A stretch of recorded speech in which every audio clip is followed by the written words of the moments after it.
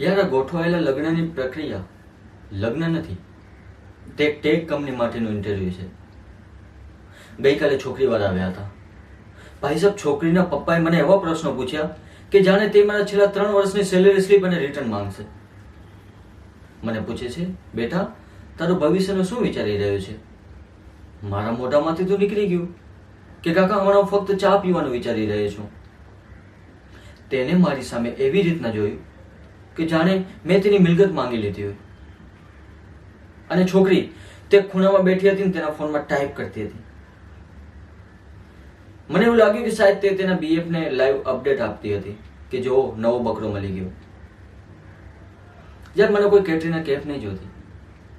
મને ફક્ત એવી છોકરી જોવે કે જે મને રવિવારના સુવા દે અને નાની નાની વાતોમાં તેના ઘરે જવાની ધમકી ન આપે. શું આટલું બધું ઈચ્છવું એક છોકરા માટે જરૂરી છે?